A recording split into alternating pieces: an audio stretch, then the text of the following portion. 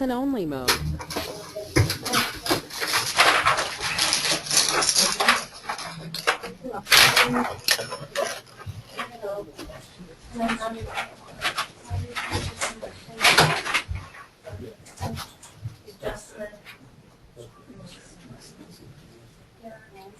It is. And I love him.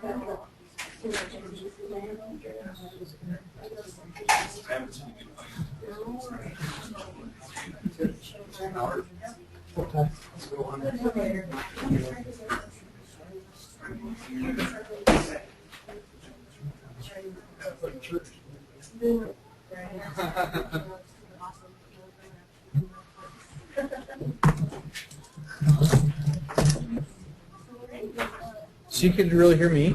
Yeah. You were typing. I don't.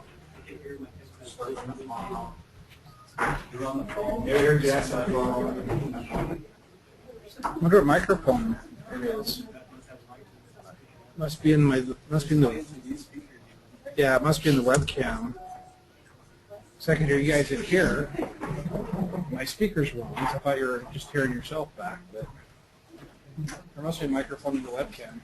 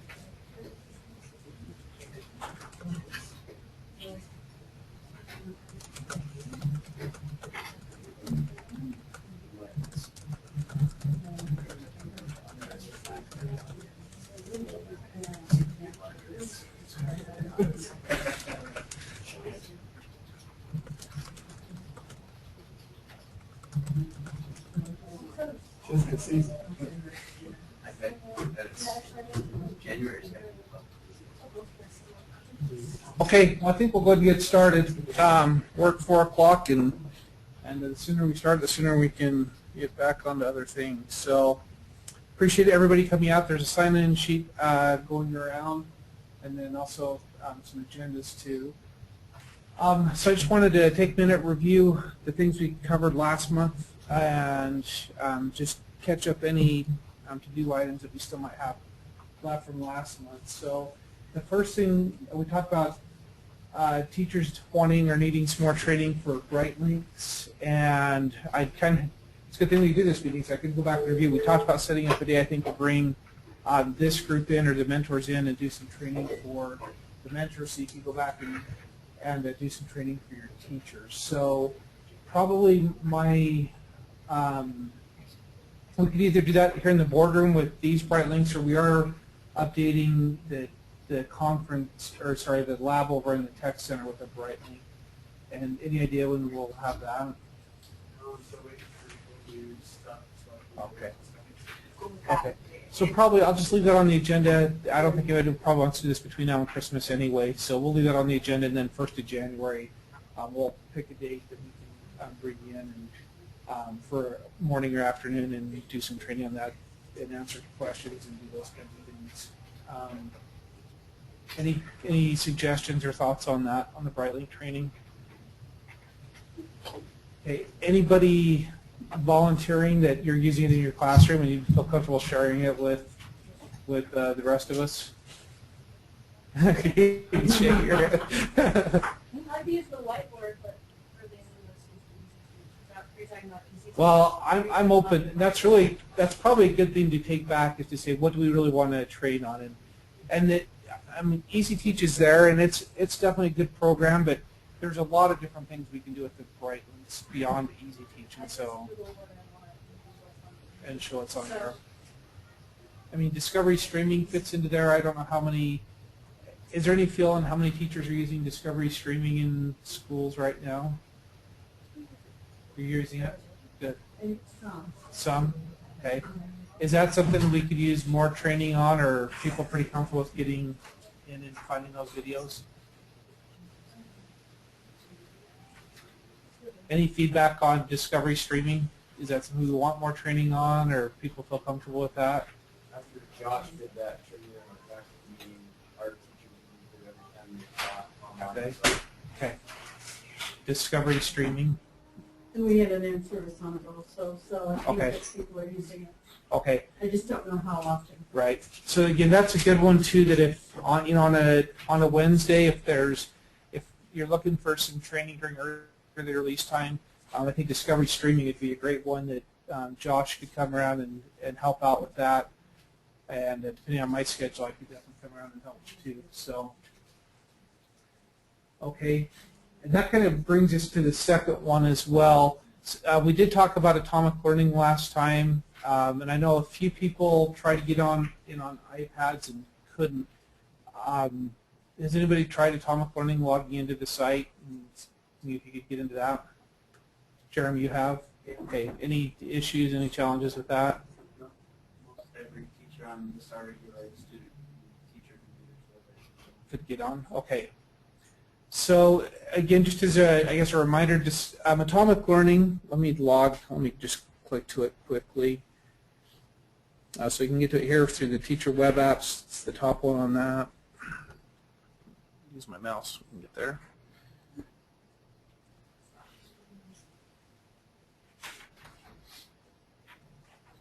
Don't tell me the link's broken.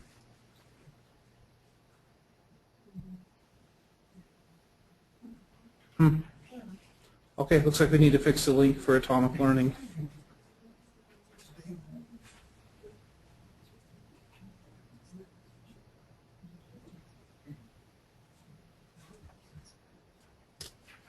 Welcome to our life. Yeah, that's a good one to know. We just received 14 emails from 17 teachers. No, we don't.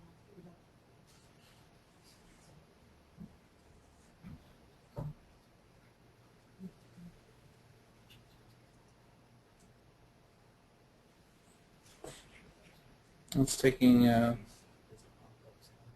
it a pop-up?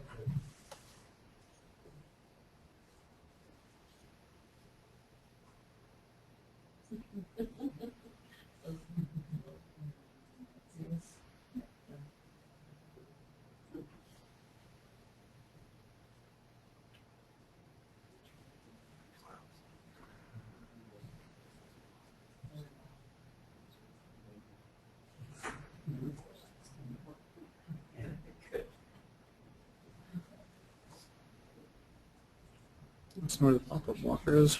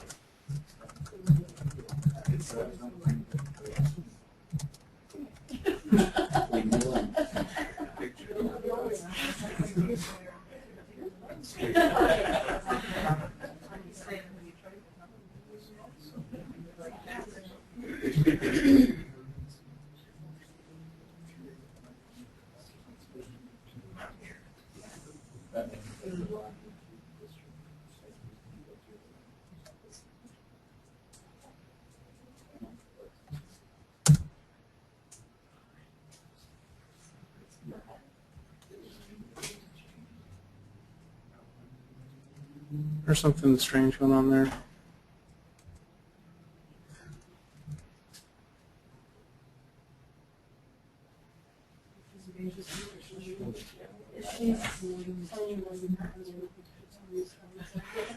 Okay, we'll come back to that one.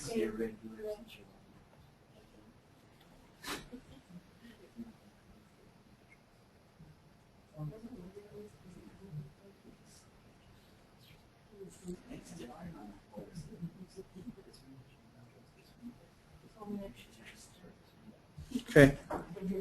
I'll have to check out and see what's going. There we go. That one finally came out.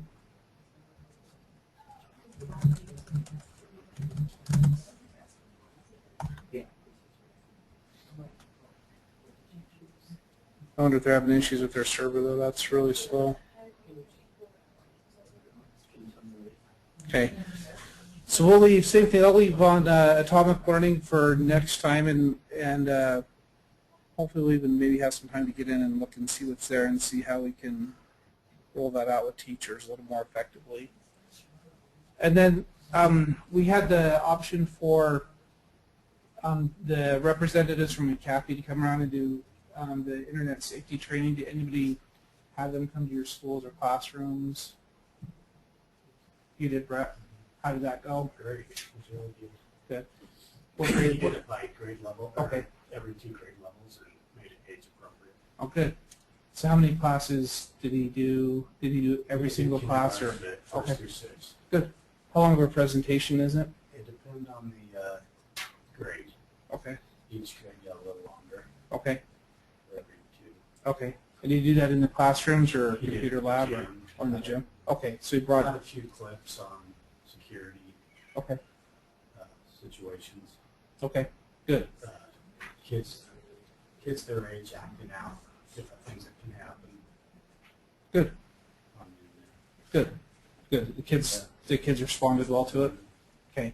So we'll post that information, that contact information here on our Tech Committee page on My Big Campus, so that if that is something you want to bring to your school, then you'll have that option to do that. And then we talked about Discovery Streaming some. Has anybody had issues logging into Discovery Streaming or SchoolNet? Are you hearing that back in your schools at all? Jeremy, you're hearing it? Well, we had, like I just had one day where I had everyone log in and it was like half the staff. Most of them the new teachers that just started. Okay. Set up, I think they're good now. Yeah, and I think that would be kind of an ongoing challenge. As new teachers coming in, we'll have to go through that whole process. We took all of our teachers through it last year, but again, anybody new, it's going to be that same process again. So we'll need to figure out, I guess, how we want to make sure that they can log into that system.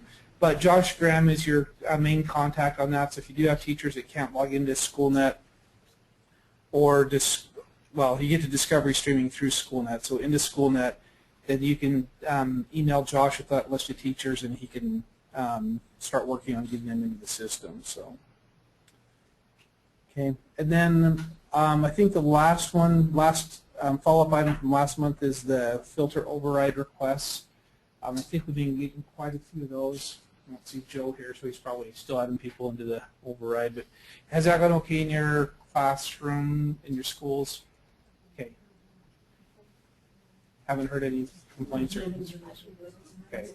So I honestly don't remember where we were last month, but what we did is there's a form, there's a link to the form both on the agenda, plus I'll make sure that it's right there on our homepage. Principals have a link to that. And I am asking principals to sign that and to turn it back in, so that way the principal knows who can override the filter in their schools, and they're the ones not initiating the request, but approving it before it comes over to the tech center. Just trying to keep them in the loop on that. So the process should be the teachers really do need to go through that internet safety training that's on My Big Campus. It's in the D93 teachers group, so hopefully everybody's starting to log into that or join that group as well. I think we have quite a few teachers who've joined that. But they join that group, go through the training. Some of them have submitted the quiz. Honestly, I don't really care a whole lot whether they do the quiz or not, but the key thing is they do the quiz, then they could submit the form into the principal to get that turned into to override the filter. And probably just the one thing that gives me a little bit of stress or heartburn is if any teachers are overriding the filter while they're on a projector. That really is probably number one concern. So I don't think we can emphasize that enough, to override the filter after school hours to get whatever content you need for your class, but then put that content in a safe place, either by downloading it or putting it behind the campus to stream with the filter turned on to the classes, or to show to classes with the filter turned on. So teachers just need to be really careful about not overriding the filter when their projectors are on. Okay, so I think that's kind of a wrap from last month. Any other things from last month we needed to catch up on or cover? Okay, that takes us down to this month, and really this month only had really kind of one big item I wanted to talk about for a few minutes, and that's our district technology plan, which is a great big question mark right now. So in a nutshell, when the propositions failed in early November, which I think was just a couple days after our meeting, then that kind of blew up the funding for technology. And so right now, we really don't know what the future holds with a lot of the initiatives that we've started. So probably the number one question that I've heard from schools is the Neo-2s, and are we still going to be able to do Neo-2s next year? And for now, I mean, the answer I have to give right now is we don't have district funding to do it. And so at the district level, all that money was coming from the state that was earmarked for classroom technology. So if the legislature comes back and they create that funding again for technology, then we'll absolutely be moving forward with those plans we have in place. But everything completely depends on the legislature right now. As far as whether we'll have local money, I really don't have any hope that we'll have any local money.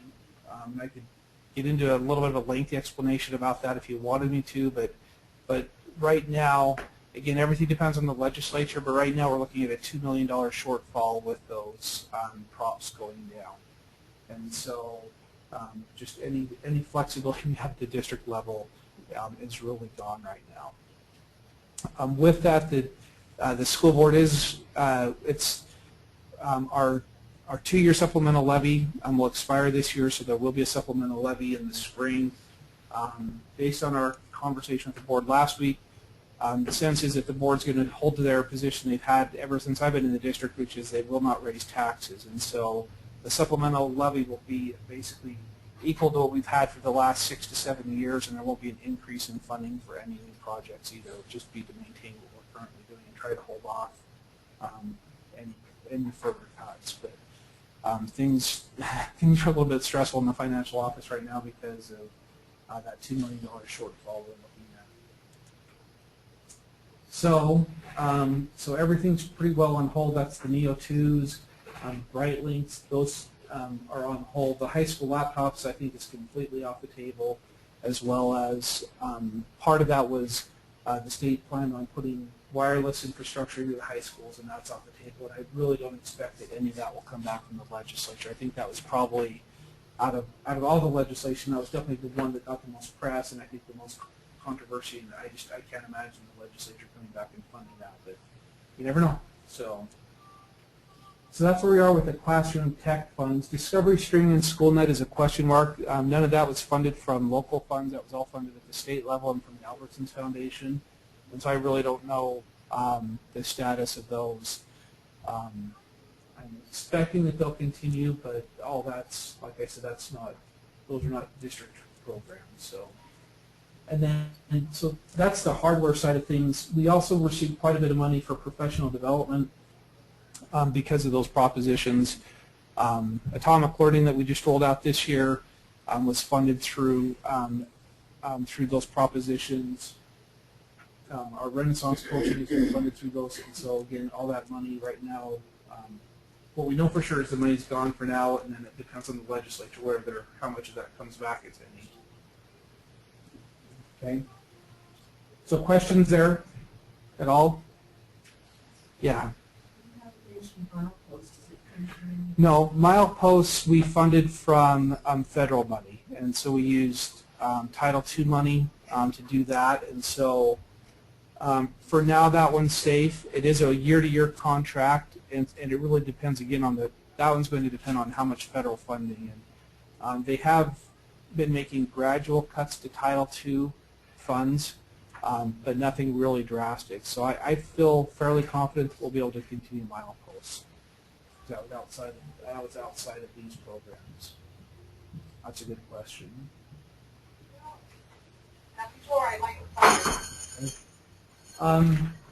So that's the ramifications from Prop 3. So with that, I just wanted to give you an update. Last year we talked quite a bit about the network, and I don't know if anybody remembers last fall, but last fall we were having lots of challenges with the network, lots of people's files getting dropped. I haven't heard anything this year, so I'm assuming that things are running much better than they did before. So some of the key, thank you.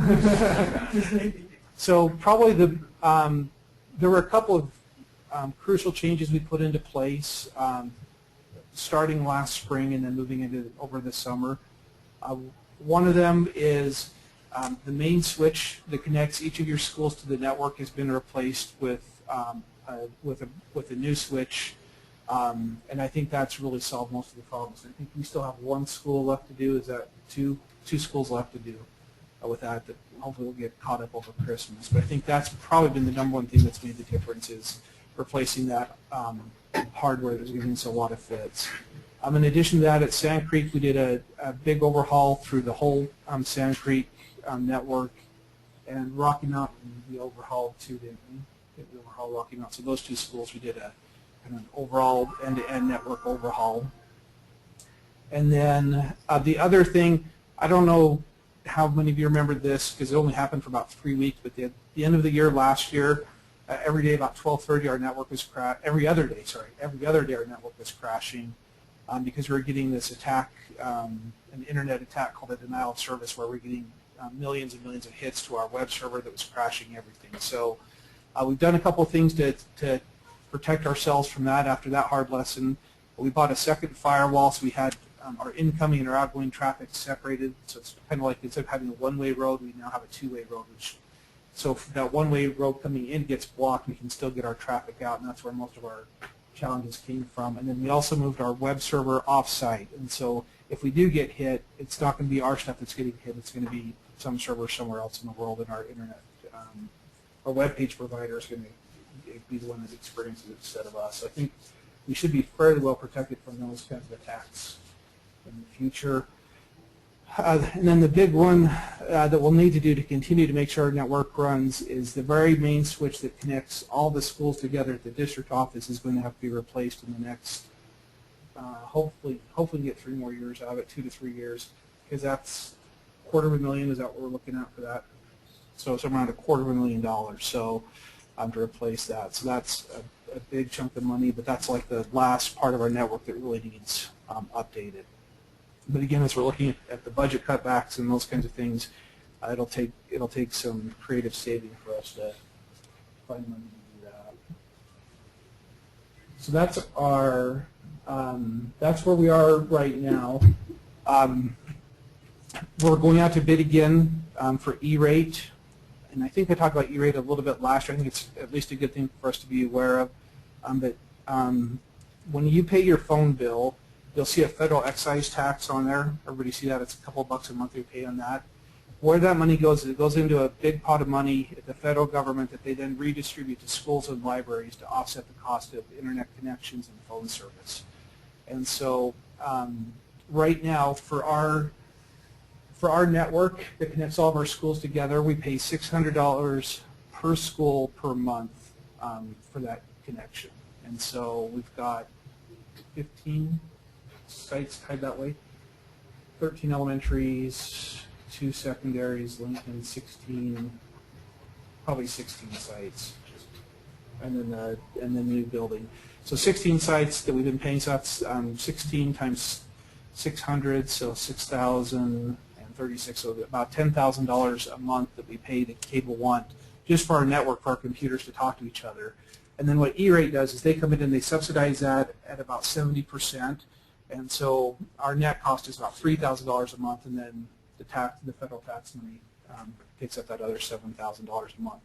So to do that, we have to go out to bid every 3 to 5 years for a new provider to provide that. So we're going out with that right now. really the only reason I'm talking about that is just so you know what our plans are.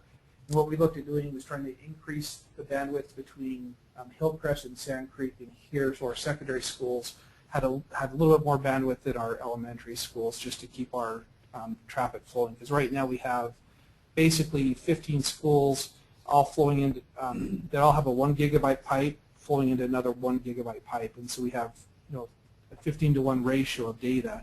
Where if we can increase that one pipe to 10 gigs, then it should help speed things up a little bit as well. So with that, we just don't know, you know, how much more of an additional cost that could be, but that's at least a plan we'll put forward going out to bid again. So hopefully that'll come back in at an affordable rate for us, and we can bump that up. So.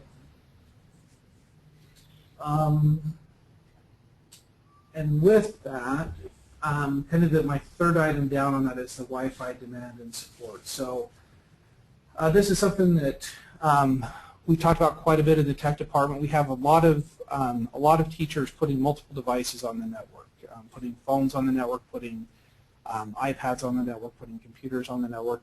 And it gives us a little bit of heartburn because we want to make sure that the network's not crashing, you know what I mean? And so if one teacher has 10 devices and that means a kid can't get on or a teacher can't get on to put their students on something, then that gives us a little bit of heartburn. But we reviewed the district policy on it, and the district policy says that we shouldn't be connecting our personal devices on outside of the school network. So in other words, board policy says that I really shouldn't use my phone to connect to my 3G internet service. I should be using the Wi-Fi. So we realized that we need to probably continue to try to build capacity so that people can connect the devices that they bring with them, if it's a phone or an iPad, to the network. But we're also looking to see if there's a way we can change it. So just like you do at a hotel room where you log on to a splash screen to get onto the network, we would take that kind of approach. You're logging on with your username and password rather than having for us to document every single device that we have on the network. So anyway, that's kind of the plan going forward. I guess, is anybody hearing anything back about Wi-Fi access or those kinds of things at all? Yeah, Todd?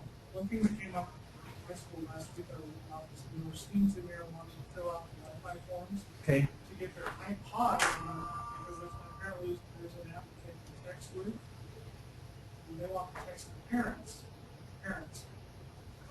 Through the Wi-Fi? Could you just tell them no so they don't even give them a chance to fill out the form? So here's the thing: is we have a board policy. The board policy, I remember very specifically when that board policy came about, and it was very specific to allow students onto the network. And so, if as teachers and educators we feel like there's changes we need to make to that policy, then we need to. This is really the forum for us to discuss that, so that we can say this is what we need to do differently with the policy. But right now, there's really no restrictions with that policy at all, other than that you're complying with, you know, doing things so that we're not infecting the network with viruses. It does say it's supposed to be used for educational purposes, and so if students are not using it for educational purposes and we can identify that, then we can deal with it. But an app's going to make it pretty hard. I mean, if it's through an app, you really have to have eyes on from the teacher, knowing that the student's is doing something they shouldn't be. So, Katie, did you have a Well, comment? we're not allowed to look, right? It's not district policy, like if they have a note or a text or something, unless they show us, like we can't say, show me your texts. And, What I would say, I don't know that there's a board policy that precludes us from that. And when I was an assistant principal, I probably pushed that limit farther than I should have, honestly, in hindsight. But I would treat it like a kid's purse, honestly. And so if it's there and it's open, you can, just like a note on the desk, you can say, show that to me.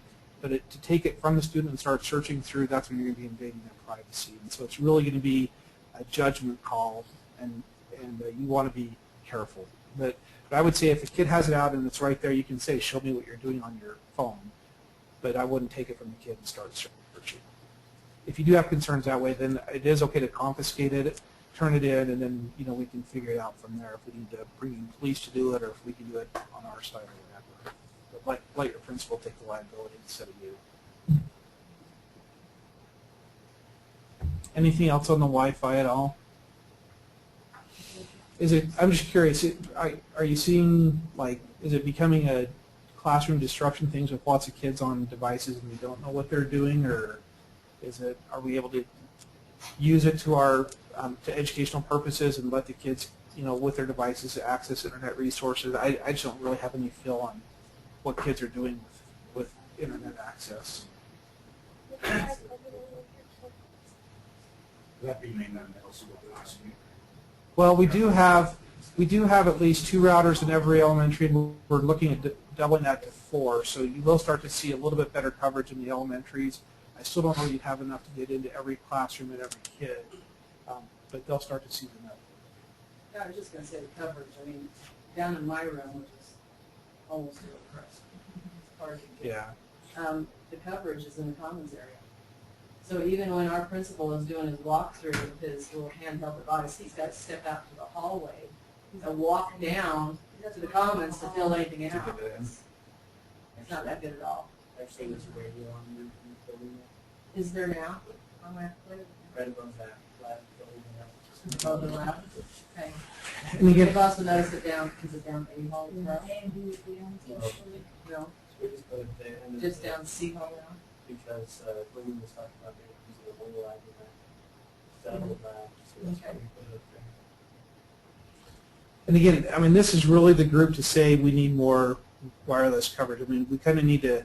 The purpose for this group is to really start to tell us some feedback from the teachers' side on, helping us prioritize what are important to you, and is it more wireless coverage? Is it better connection with our hardwired connections? I mean, everything. It's a budget, so there's a give and take on everything. We would love to be able to use our iPads during parent-teacher conferences to show kids grades and stuff like that, but in the gym, there was no coverage.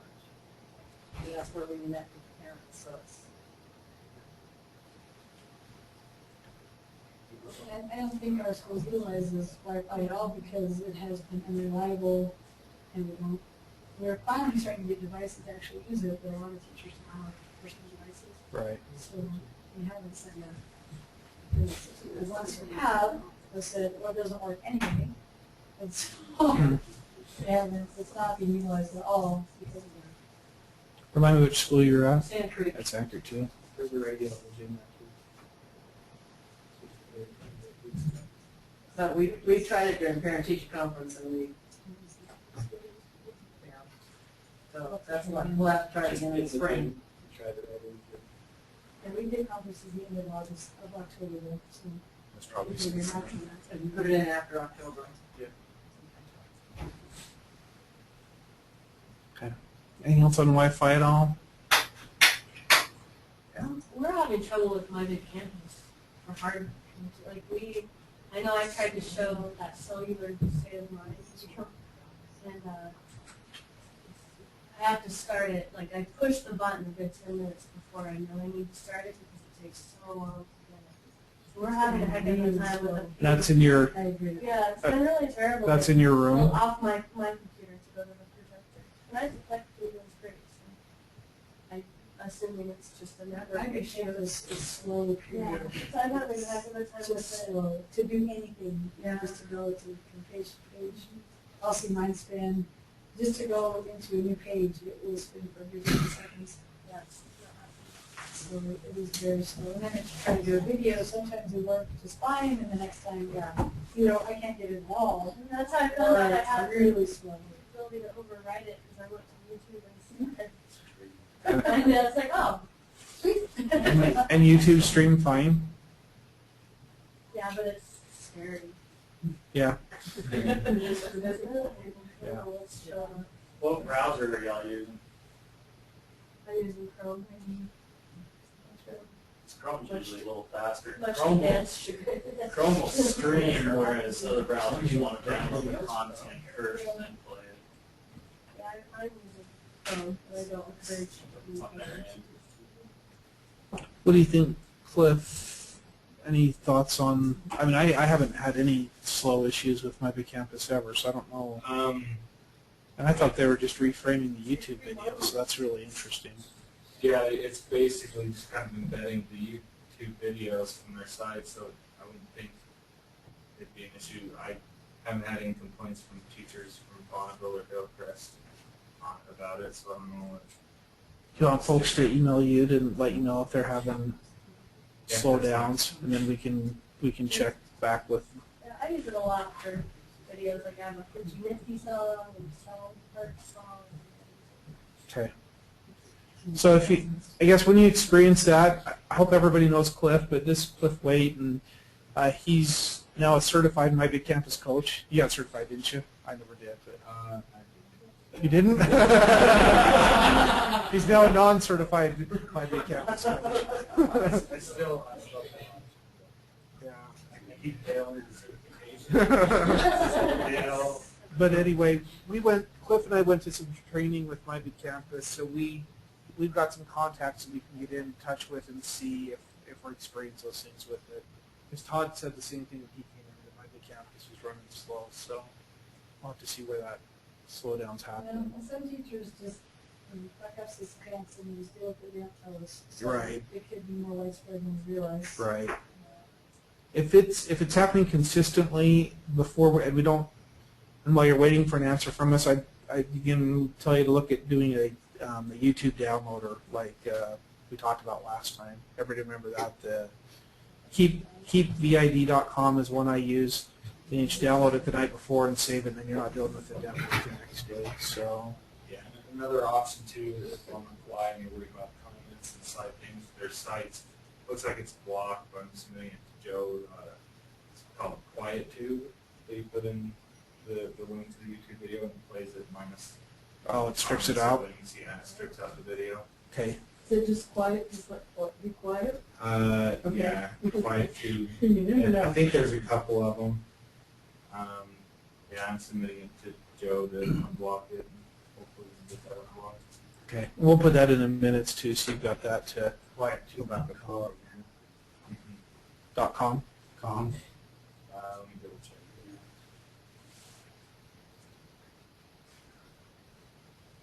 Yeah, QuietTube.com. And there's like a viewpure.com. There's a couple of them that'll strip all those comments and stuff out of it. Good.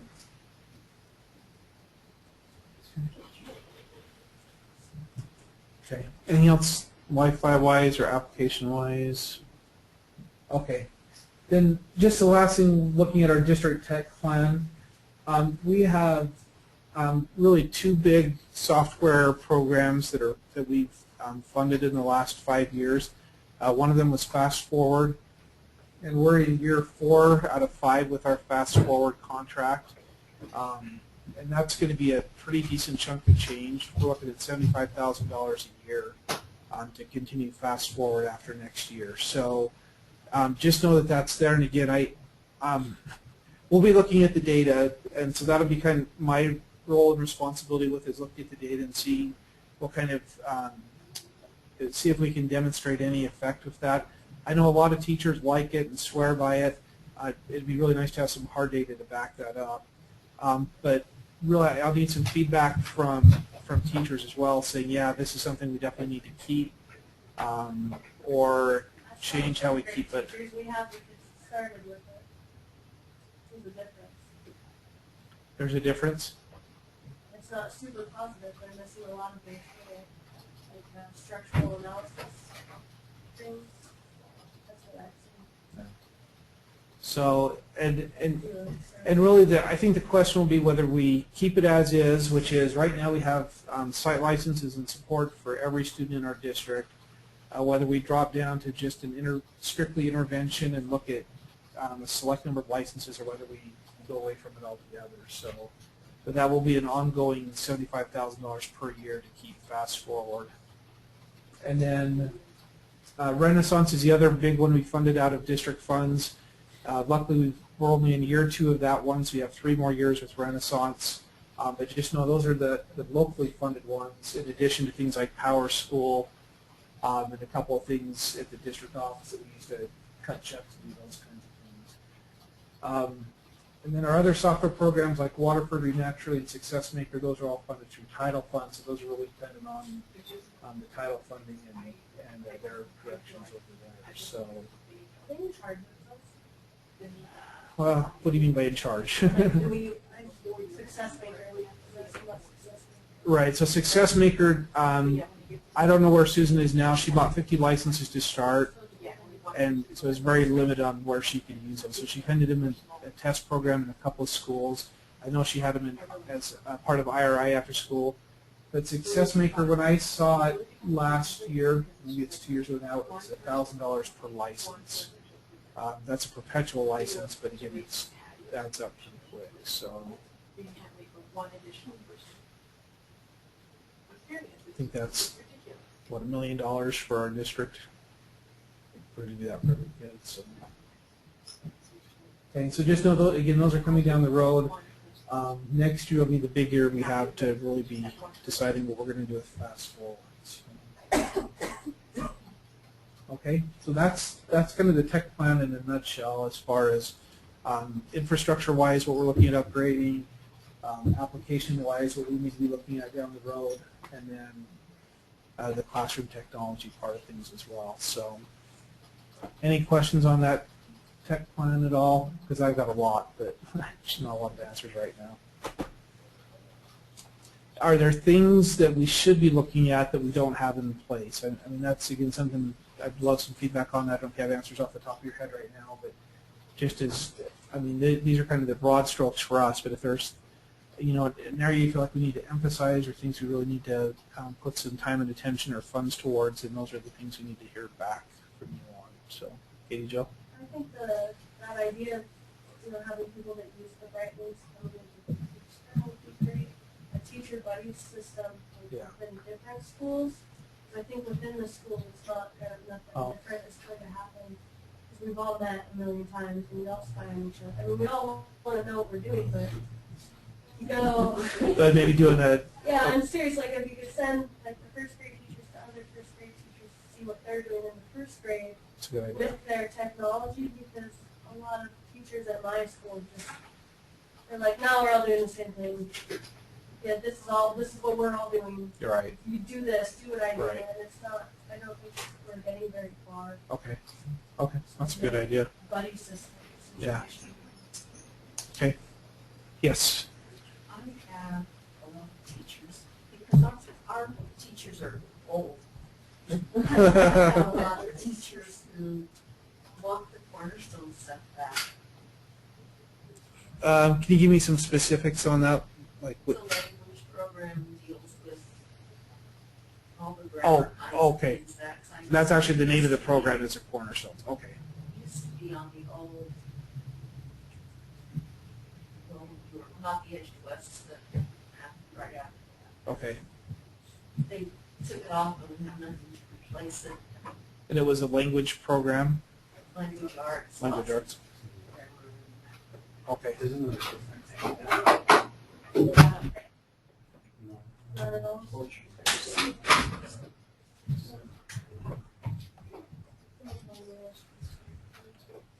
So Cornerstones was the name of it? I'm sorry? Cornerstones was the name of it? Yes. Okay. I'll have Brenda do some digging on that and see. There's a math part of it too, but we've never had the math part, only the language part. Okay. Okay. Anything else there with that, with the tech plan at all?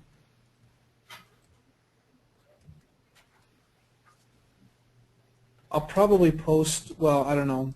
I can post on the tech plan we did last year, but there again, so much has changed even since November that I'm not sure how relevant it is anymore. But that's something that as a tech department we'll be working on this year to really come up with that plan for the next 3 to 5 years. So, okay. Okay, is there anything else anybody wanted to bring up? Any concerns with things in buildings at all? Adrian? I texted you yesterday about the concern with the re-imaging over the summer. Okay.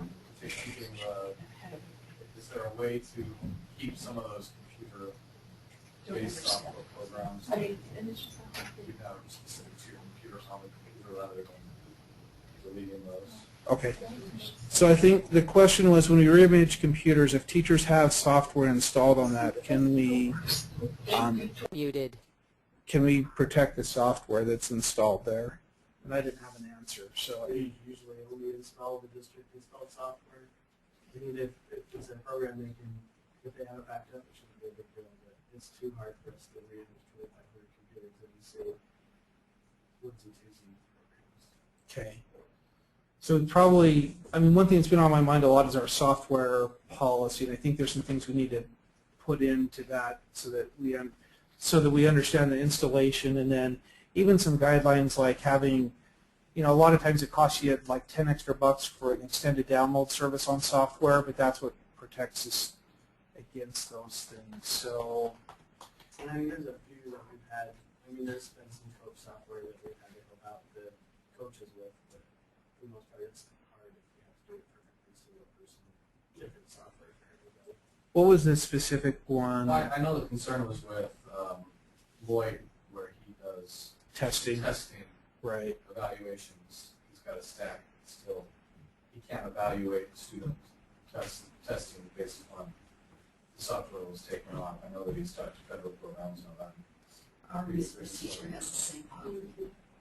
But he can't test their reports that they're supposed to be testing based upon the software that isn't there anymore. Okay. Okay. So maybe we need to talk with Susan and just see what software. There is some license for the software. Okay. Okay. And that wouldn't surprise me either if we didn't have the licenses to reinstall it. That's probably a whole other ball of wax, which happens. I mean, that's reality. Sometimes we install software that we don't legally have the right to install. So, okay, that's something we can at least follow up with. I think with special programs, I know they definitely have that some unique needs of software that is different from our teachers. I think that is something. I'll post that as a discussion item on My Big Campus. I know it'll take a little bit of time, but I really would like to start looking at our software policy. It was put in place, I think, 3 years ago. I just think there's some things we can do to streamline it, but also make it more effective so that both sides understand, you know, what the expectations are and how we can protect that if it does get installed on computers. So I'll post a link to that on My Big Campus and have you take a look at that so we can discuss that in our next meeting. Anything else? Any other discussion items from anybody? Jaron? No, you're good? Judy? You're good? Besides the Renaissance stuff? What's the Renaissance stuff? I still have quite a few teachers who just have a heck of a time using this program, and I'm the math champion and can't even begin to start teaching them how to do some more. So what do we need to do? Pardon me? I'm beginning to accelerated math class. Okay. Like first grade teachers who just started to use it. Okay. They really, it's not their fault either. They just have never used Okay. for accelerated math, and I'm starting up here and like, what is Right. not done. And I thought, Right. they're signing back. It's just a mess. Okay. They're Okay. really helpful. Okay. That's good to know. Yeah. Our teachers at our building are just now getting the NEOs that we, you know, I know Rocky Mountain had it before, but we haven't, and so now they're like, how do we use them? Yeah.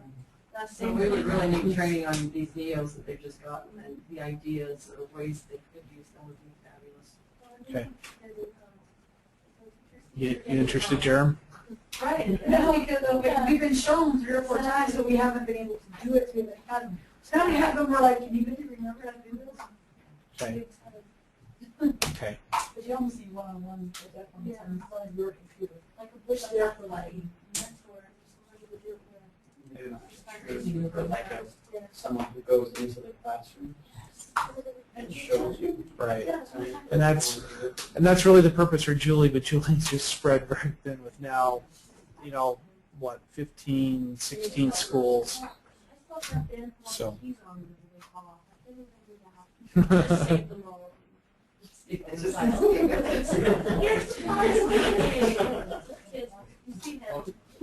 Doug, did you have a comment?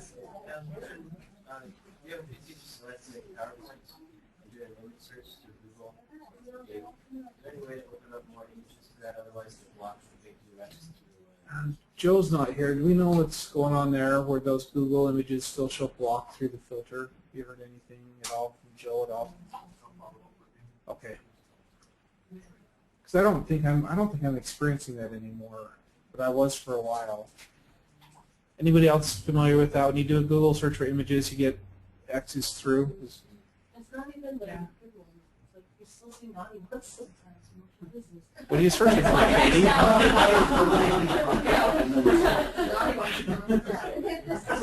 you want to see what's from it. Yeah, thanks. Filter on reverse again.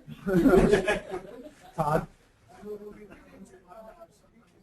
if I do a search for image, the ones that pop up on the monitor the very first, there are some nuances, but if I scroll, there's nothing below them.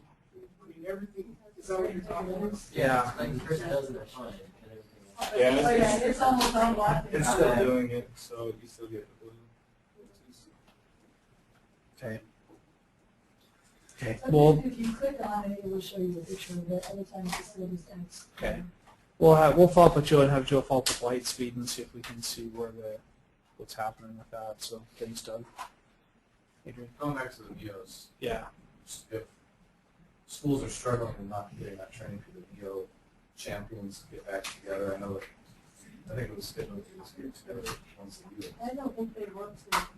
I mean, They're teachers. I think that they are, but I think that might help Julie as well get out. Yeah. To, if there wasn't enough hands. Okay. I mean, I would be willing, I feel very comfortable with the and I'd be willing to go somewhere. Yeah. If it needs to be. Okay. Yeah. Okay. Appreciate that. Okay, what's your names that they can contact you? Adrian McCracken. Jeremy, you're pretty comfortable too. Sure. I'm comfortable. I'm stretched thin, like she was saying too. Accelerated matching, training, technology mentor training. It's a lot of stretch. You can email me, I'll answer some questions. How would you feel about, though, if we got a sub for a day or two where you could maybe go to a school? Would you be okay with that? Some of you? I know it's a lot of work to get ready for a sub too, so. Well, the stress of our school is that we're using them for our in-course assessments. And so the stress from us is coming because none of us really feel comfortable with it yet. But we're getting a high success on these machines and devices that we're really not sure we even. I mean, we're like, okay, here it is, and it's beautiful. I do think. That's a lot of it. Right. That's the stress right now. Once, even this much experience, once after the first test is done, the stress level is going to drop tremendously. I think Just right now, the stress. I think that's a hard thing with your school is you're starting with the hardest, most complicated part of the NEOs first, and so. But I think if I remember right, Julie was out of town this week of training and next week. But then when she came back, she was going to pretty much focus solely on. For the individual house. Yeah. But like you said, they're so special in that. Yeah. You probably need network to help with that. Are you pretty comfortable with Excel test, Jerem? Okay. Adrian, have you used Excel test? Very well. Very little. Okay. Okay. Okay. Yeah, Jeff. The one problem that we're having at Focus is a lot of the teachers, when they click on that atomic learning, it just takes them right back to the Focus. I just noticed that. I did that right at the start, so I'll follow up on that. That was my very first little faux pas here. As I clicked on the link and it kicked me back through. So. But stuff like when I first tried it online, I got right to it. Yeah. So I need to check to see if the link's working, and if not, if it's a pop-up blocker that's blocking it. You had to shift and then click on it or something like that, because it wasn't like saying that the pop-up was blocked or control and click on it. We may check to reconfigure how that link works to get it to open up. So we'll follow up on that one. I tried to scroll, which is my pop-up blocker. Still doesn't go anywhere. Yeah. Okay. Okay. Anything else? Questions, concerns on anything? Okay. My last item then is I sent out that survey. Was that last week? We did the survey for the Microsoft technology. Had quite a few responses to that, so I don't know if you responded or not, but I appreciate people responding. And this is going to be the official drawing for the iPad. So you're all witnesses here. So our winner for the iPad, and possibly Apple TV, depending. That can't work. We got to do that again. Dan already has an iPad, but maybe I'll give it to him and he can figure out which teacher to give it to. So, well, it wasn't for our committee. It was for the teachers in the whole district. So I'll let Mr. Page figure out what to do with his iPad. So okay. Our next meeting is scheduled for January 3rd. 4 o'clock, is that okay with everybody? It's after school, so I think we should be okay. And again, if you have any items you want to discuss, I'll post the link on My Big Campus tonight, and we have those agenda items. It is a Thursday. I think we're back on Wednesday and then Thursday. Is it the 4th? Maybe it's the 4th. We don't have school Monday the 1st. Is Monday the 1st? Okay, so it'll be the 4th. Yeah, it'll be the 4th. So. Okay, thank you, everybody.